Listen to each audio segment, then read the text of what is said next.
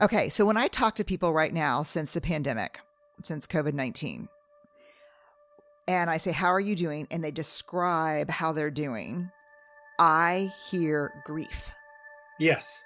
But when I come back and say, God, yeah, there's a lot of grief. No, I'm not in grief. There's no grief here. Right. Right. Tell me about what you see us experiencing right now. We are all dealing with the collective loss of the world we knew. Oh, The God. world we knew is now gone forever. We talk about 9/11. Do you remember what the airports were like before 9/11? Yeah.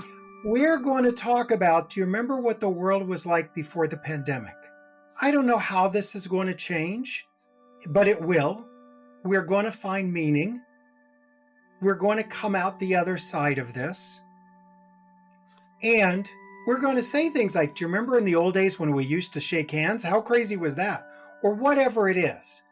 But this world that we've all been accustomed to is now gone.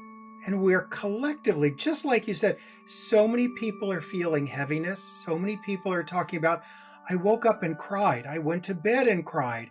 And just like you, I'm like, it's grief. And yet, there's a part of us that goes, grief, no one died yet. And we don't understand. When people say to me, what is grief? I'll say it's the death of something. It's the death of a loved one. It's the death of a marriage. It's called a divorce. It's the death of a relationship. It's called a breakup.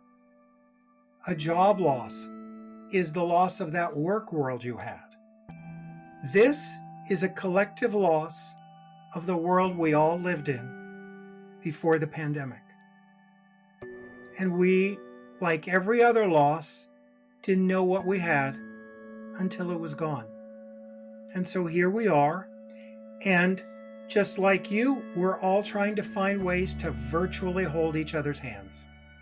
We're in this together. It is not going to be forever. It will end. There's not a dark night that stays. And yet, we have to feel these feelings. We've got to feel the grief.